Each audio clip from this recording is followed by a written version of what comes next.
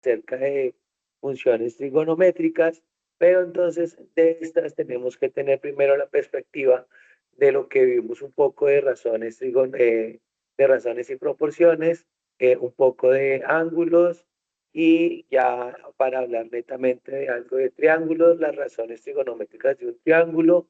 Luego vamos a repasar, porque se supone que ya han visto esto en el colegio, de las razones de gráfica de funciones, de las funciones trigonométricas, y vamos a hablar un poco de ley de seno y coseno. Además, habíamos tenido un chico que nos había dejado una tarea sobre unos ejercicios que no había podido resolver, y entonces los vamos a resolver aquí hoy entre todos ustedes. Que esto con el fin de darles pues un poco de ayuda en sus tareas, en sus labores. El chico nos da unos ejercicios que desde jugaron desde, vienen de los tres editores. Digo que había dos ejercicios que no los había podido resolver. Entonces, pues bien, vamos a tratar de hacerlos el día de hoy. Entonces, les recargo, por favor, primero, disculpas, estoy un poco disfónico, un poquito malo de la garganta en estos días, entonces pues les encargo ahí un poco de más atención, ¿no? Antes de iniciar, recordarles que nos sigan en las redes sociales, que nos encuentran en Facebook como Caleutol, en Instagram como @cal.edu.tol, en YouTube como @caleutol. Recordar que ahí en YouTube pueden encontrar todos los videos que hemos estado realizando en estos últimos 2, 3 meses que hemos tenido del curso Playfix. Y en TikTok como @caleutol. También vamos a recordarles que en matemáticas, así como un spoiler, dentro de 8 días vamos a hacer un simulacro pequeñito como lo hicimos ya 2 sesiones atrás y como lo hicimos al comienzo también, que hicimos una prueba. Entonces aquí también vamos a retomar un poco de lo que hemos visto en estos últimos días, de funciones, de estadística, probabilidad, medidas de tendencia central y algo de trigonometría.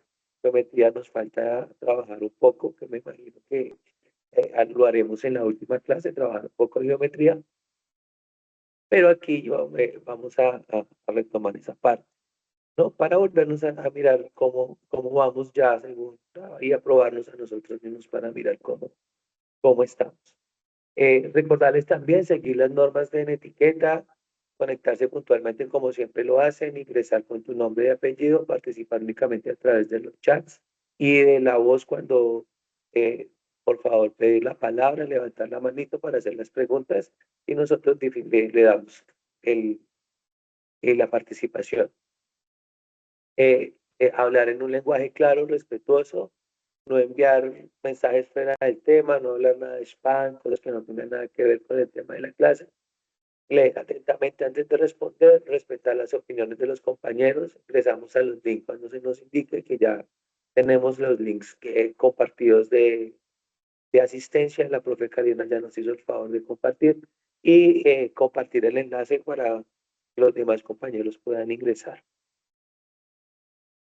Listo, entonces antes de hablar, vamos a entrar en tema, vamos a ver un pequeño repaso de lo que hicimos en hace 8 días sobre funciones. Espérate que creo que tengo que darle aquí, perdón, que no tengo audio, ya les doy el audio del video.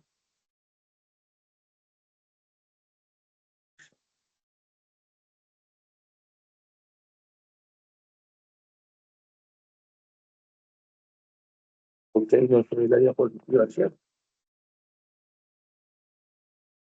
Bien, Sí, María ya se José, está buenas viendo. tardes. Ahora sí, pero es que esta no es.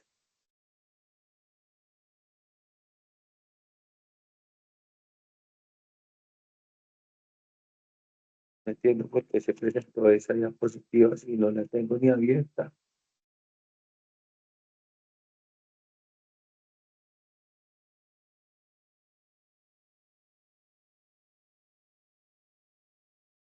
Creo que es esta. Ahora sí, ya la tenemos. Este nuevo análisis. Hoy vamos a desgranar una forma estructurada y sinceramente súper poderosa. Se escucha de muy dominar las funciones pasito. matemáticas.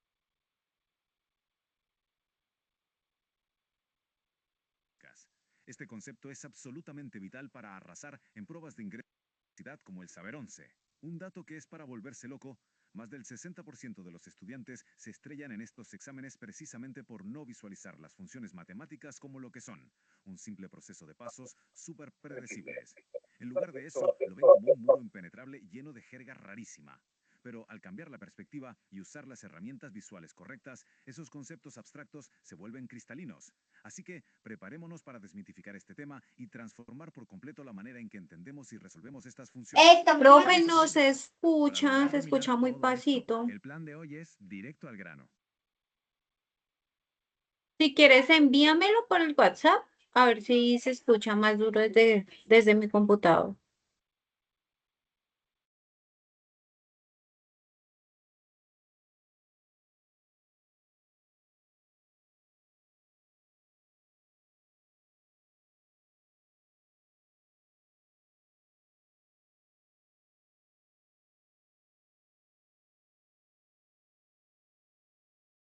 Bueno, Listo, chicos, Karina, mientras, ¿ya ya me lo te envié enviaste? todo.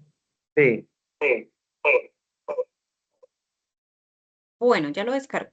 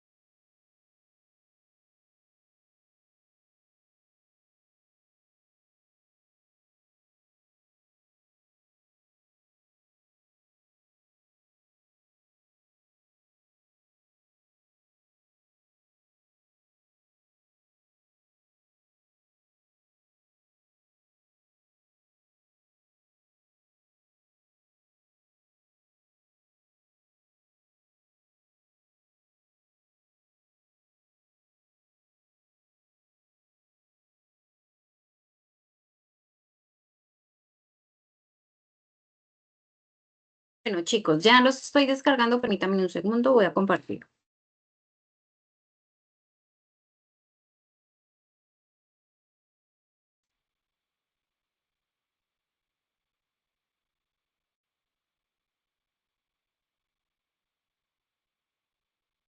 Buenas, bienvenidos a este nuevo análisis. Hoy vamos a desgranar una forma estructurada y sinceramente súper poderosa de dominar las funciones matemáticas. Este concepto es absolutamente vital para arrasar en pruebas de ingreso a la universidad como el Saber 11. Un dato que es para volverse loco. Más del 60% de los estudiantes se estrellan en estos exámenes precisamente por no visualizar las funciones matemáticas como lo que son, un simple proceso de pasos súper predecibles.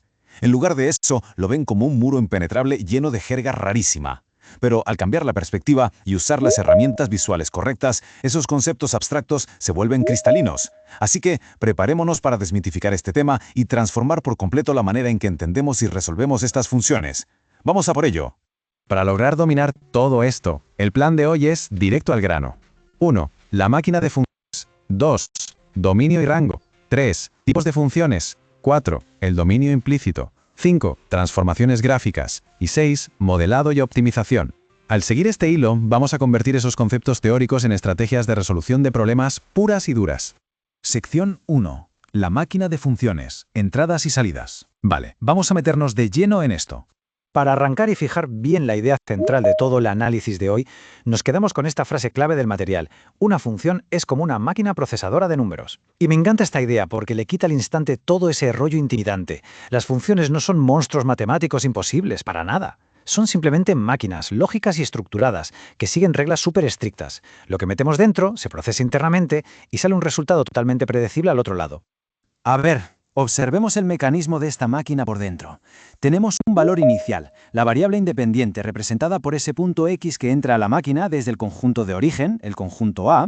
Luego, la regla de la función, esa flecha F, procesa la X y escupe exactamente una única variable dependiente, la Y, que cae en el conjunto B.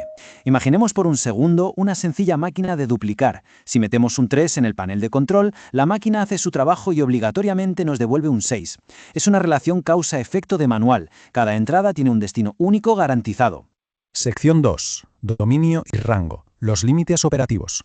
Bueno, ahora que tenemos clara la máquina básica, vamos a ponerle los nombres oficiales formales. Todo el grupo de números que es válido meter en la máquina se llama dominio, y lo que efectivamente sale se llama rango. Pero ¿cómo se relacionan exactamente? Para no aburrirnos con definiciones académicas pesadas, quedémonos con 3 comportamientos. Inyectiva es una correspondencia 1 a 1, o sea, cada resultado final viene de una entrada distinta. Absolutamente nadie comparte resultados. Sobreyectiva es cuando los resultados logran cubrir todo el conjunto final, sin dejar ni un solo elemento huérfano. Y biyectiva es el combo perfecto, logra ambas proezas a la vez. Una correspondencia matemática impecable, sin repeticiones y sin que sobre absolutamente nada. Claro que en la práctica no todas las máquinas son tan simples y lineales. Una regla de oro inquebrantable es que una misma entrada jamás se puede dividir para dar 2 salidas distintas. Eso directamente rompería la máquina. Pero por otro lado, sí es totalmente normal que varias entradas distintas acaben dando el mismo resultado. Pensemos en un parquímetro con tarifa plana diaria. Da igual si dejamos el coche aparcado 2 horas o 5, nos va a cobrar exactamente lo mismo a la salida. Es un comportamiento perfecto y aceptado para estas máquinas. Sección 3. Tipos de funciones. Un catálogo de máquinas. Pasemos al siguiente punto y veamos cómo se construye todo esto. Vamos a dar un repaso rápido y con mucha energía a las familias de este catálogo. Un apunte estratégico. Las polinómicas y las racionales dominen los exámenes del IFES, así que controlarlas da una ventaja bestial. Primero están las polinómicas, que son las más directas, desde líneas rectas hasta parábolas súper suaves. Luego las racionales, que son básicamente divisiones y nos dan gráficas divididas muy chulas como las hipérbolas. Y por último, las trascendentes, unas máquinas mucho más sofisticadas con crecimientos exponenciales, logaritmos y el mundo cíclico de la trigonometría. Ah, y no olvidemos las funciones a trozos, que son como máquinas híbridas que usan diferentes fórmulas dependiendo del bloque de números que se les introduzca. Sección 4. El dominio implícito. Fallos del sistema. Ojo aquí, que la cosa se pone seria. Entonces, el punto crucial es este. Para dominar estas máquinas en un examen no basta con saber cuándo funcionan bien. Hay que saber detectar qué las hace estallar. Ciertos modelos, sobre todo las racionales, pueden colapsar de golpe. Un polinomio estándar se traga casi cualquier número sin rechistar. Pero si pillamos una racional, por ejemplo, f de x igual a 3 dividido entre x menos 2, y tratamos de meterle un 2 como entrada, ¡pum!, el denominador se hace 0. Y en matemáticas, dividir por 0 es un fallo catastrófico. El sistema no lo soporta. Esto crea al instante una zona restringida donde entrar está terminantemente prohibido. Y precisamente aquí entra en juego un concepto vital: el dominio implícito. En las pruebas de admisión es rarísimo que nos den el dominio en bandeja de plata. Hay que ponerse en modo detective. Se espera que deduzcamos el subconjunto más grande de números donde la fórmula realmente tiene sentido. Básicamente hay que ir con pies de plomo rastreando raíces cuadradas que podrían volverse negativas por dentro o, como acabamos de ver, denominadores ocultos que se igualan a 0 y destrozan el cálculo por completo. Sección 5. Transformaciones gráficas. Trucos para el examen. Vamos a por los atajos. Vamos a dejar los fallos a un lado y hablemos de ventajas tácticas masivas. En un examen donde el tiempo vuela, en lugar de calcular a mano un montón de puntos para dibujar la gráfica desde cero, usamos estos atajos visuales. Si a toda la función le sumas una constante k por fuera, la gráfica entera pega un salto recto hacia arriba. Si restamos un valor h por dentro directamente a la x, la gráfica se desliza de forma súper predecible hacia la derecha. Y, algo importantísimo, si le plantas un signo negativo a la totalidad de la función, la gráfica hace un salto mortal y se refleja, quedando invertida sobre el eje x. Interiorizar estos trucos literalmente salva minutos, que pueden marcar la diferencia entre aprobar o quedarse corto de tiempo. Sección 6. Modelado y optimización. Poniéndonos a trabajar. Entramos en la fase cumbre. Aquí es donde queda clarísimo que toda esta teoría resuelve problemas tangibles y reales. Imaginemos el típico problema del saber 11. Maximizar el área de un corral rectangular usando solo 25 metros de malla apoyados en un muro. Lo primero es montar el modelo, la función del área.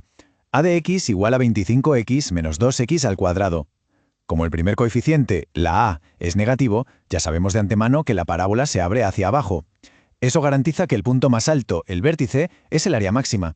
Identificando A como -2 y B como 25, aplicamos la fórmula del vértice del tirón, menos B partido por 2 veces A. En apenas 3 pasitos, la máquina matemática nos dice que 6,25 metros es la medida exacta para optimizarlo todo. Pura magia aplicada. Y esto ilustra de manera brillante cómo funciona el modelado lineal en el competitivo mundo comercial.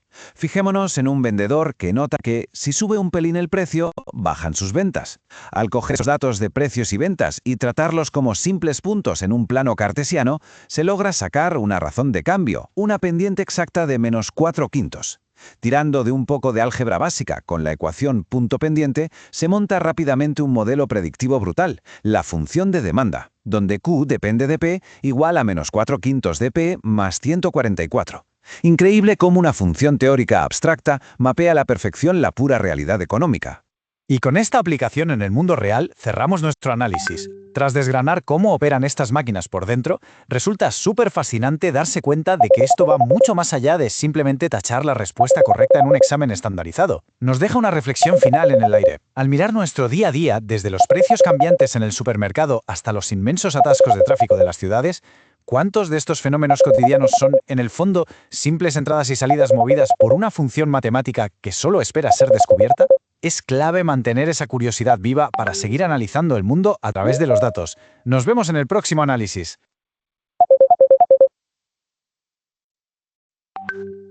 Ok, chicos, entonces si ya vimos que en la clase pasada hablamos de funciones, los diferentes tipos de funciones, cómo los desarrollamos y en este caso observamos cómo los podemos trabajar con las diferentes funciones.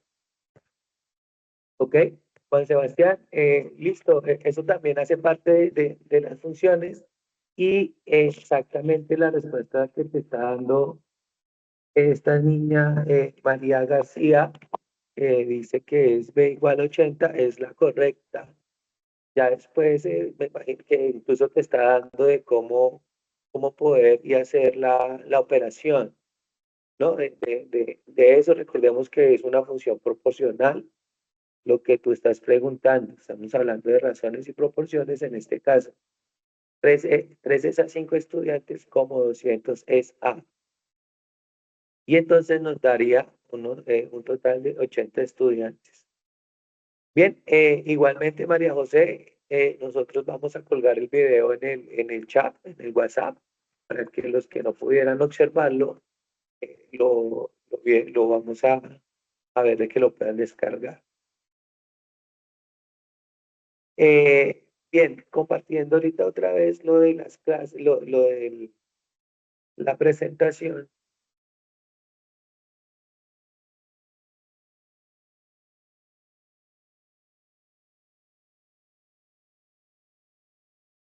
Retomando, vamos a revisar lo que las funciones trigonométricas.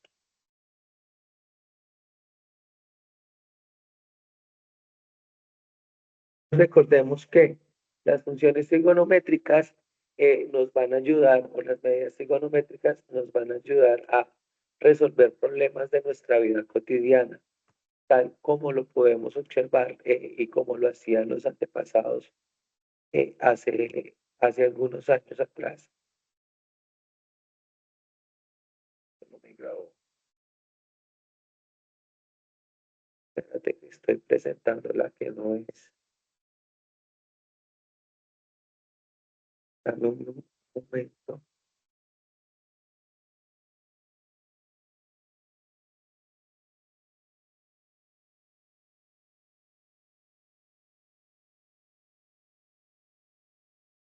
Sí. Bien, para antes de continuar, para los estudiantes que estaban entrando mientras pasaba el video, les informamos que ya está colgado el link de asistencia, la cual pueden observar y deben llenarlo muy claramente para que les den el, ¿qué se llama? Se me fue la palabra. El certificado. El certificado. El certificado. ¿Ve por qué no me corre la imagen? Se quedó aquí y no me corre la imagen.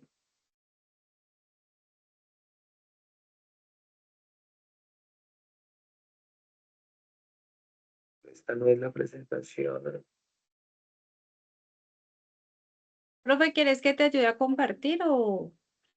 Porfa, es que no me corre la imagen, no me corre la Listo, presentación que tengo.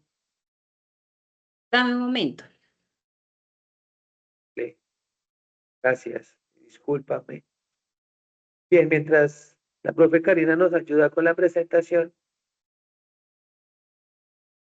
les voy a informar de nuevo de que ya estamos dando el certificado. Entonces, para aquello deben escribir muy bien el nombre, dirección de correo, muy bien, nombre de la institución, número de identificación, para poder que les envíen el certificado.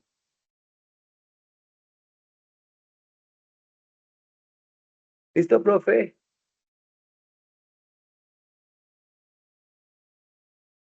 Dame un momento que no me... Como Valentina ahorita me estaba llamando, el WhatsApp se bloqueó. Entonces dame un momento. Vale, es que yo también lo tengo como bloqueado, no sé, no me da la presentación que tengo para hacerles a los chicos.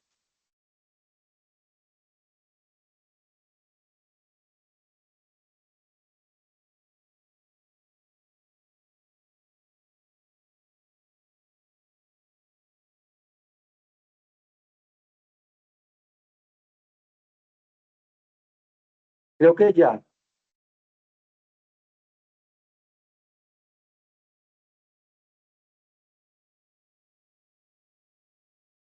¿Sí, ya? Creo que yo también. Ah, ya. Sí, creo que ya. ¿Eres tú o Listo. soy yo? Eres tú. Ah, ok. Entonces, vamos a mirar, recordar entonces qué es la trigonometría. La trigonometría es parte de la matemática que se encarga de la medición. ¿Medición de qué? Como su nombre lo indica, trigo significa triángulo. Entonces, vamos a medir y metría, pues medida. Entonces, lo que vamos a hacer unas mediciones utilizando triángulos y unidades o partes de elementos del triángulo. Anteriormente, en el antiguo Egipto utilizaban estas medidas y lo mismo en Grecia, utilizaban los triángulos para realizar ciertas medidas y ciertas construcciones. Ahora, con los elementos un poco más modernos, hacemos exactamente lo mismo. Utilizamos los elementos del triángulo para realizar diferentes mediciones y poder realizar las construcciones que tenemos en, en nuestra vida y que vemos nosotros constantemente. Entonces, miremos que la parte de la trigonometría, que es la medición de triángulos utilizando sus elementos, todavía nos están empleando o los empleamos para el desarrollo de nuestras actividades. ¿Listo? Entonces, antes de hablar de medida de ángulos y de triángulos, tenemos que recordar algo que vimos ya unas 2 clases atrás, que fue sobre la proporción o la proporcionalidad de segmentos y la semejanza de los mismos. Recordemos que 2 lados son proporcionales o 2 razones son proporcionales si la razón es constante, si la división entre ellos es la misma. Entonces, eso es lo que quiero recordarles el día de hoy, que 2 cosas son proporcionales si la razón entre ellas es igual. Bien, entonces acá vamos a hablar de segmentos. ¿Por qué vamos a hablar de segmentos? Porque los lados de los triángulos los podemos ver como segmentos. Segmento desde el punto 0 al punto B, o segmentos desde el punto 0 al punto A, o está aquí, o el segmento del punto 0 al punto B', o segmento del punto 0 al punto A'. Y lo llamamos, uno se llamó S, el otro se llamó S mayúscula, el uno se llamó H, el otro se llamó H mayúscula. Bien, y la razón entre ellos debe ser igual. Recordemos también que, ¿cómo sabemos si son proporcionalmente o si son directamente proporcionales o inversamente proporcionales? Entonces recordamos que si son directamente proporcionales, la multiplicación en X, la multiplicación que se hace en X debe dar igual. Bien, Y si son inversamente proporcionales, la multiplicación que se haga entre magnitudes en una misma lado de la igualdad debe ser igual. ¿Listo? Esto hace muchísimos años en Egipto y en Grecia, un señor llamado Tales de Mileto midió y utilizó los segmentos proporcionales para utilizar lo que llamamos nosotros ahorita el teorema de Tales. ¿Qué nos dice el teorema de Tales? Que las razones de dos segmentos son proporcionales, ¿cierto? Y son cruzados por rectas paralelas. Bien, o dos segmentos son proporcionales si son cruzados por rectas paralelas. Entonces, lo que nos está diciendo él es que las distancias entre dos segmentos que están cruzadas por rectas secantes o rectas paralelas a los segmentos, esas razones van a ser proporcionales. En otras palabras, el segmento más pequeño es al segmento más grande. Como la otra razón, ¿no? Del otro segmento, del segmento de R' en este caso. El segmento más pequeño es al segmento más grande. Y esa razón, esa división va a ser exactamente igual. ¿Esto para qué nos sirve? Para determinar cuándo nosotros vamos a encontrar figuras que sean iguales o que tengan la misma, iguales, no, que puedan tener la misma medida o si son semejantes o no. Bien, ¿por qué? Porque según el teorema de Tales, lo que me va a decir es que en una recta que corta a otra de manera secante, lo que me indica es que los ángulos internos van a ser iguales o van a tener la misma medida, al igual que los ángulos externos o los ángulos que están dentro de la misma proporción van a tener la misma medida. Y esto porque es importante, porque nos va a ayudar a resolver problemas con triángulos rectángulos. Bien, entonces vamos a tener lo siguiente. Vamos a medir qué es un ángulo, vamos a mirar qué es un triángulo, vamos a pasar esas medidas al plano y luego vamos a mirar el sistema de coordenadas en el plano de cómo tenemos nosotros las funciones trigonométricas o las relaciones trigonométricas de cualquier ángulo de ellos, teniendo en cuenta el teorema de Tales y el teorema de Pitágoras, que es muy importante en lo que es trigonometría.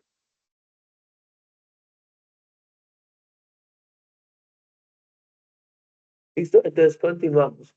Recordemos que un ángulo es positivo si se mueve en contra de las manecillas del reloj, es decir, en sentido antihorario. Si se mueve de derecha a izquierda.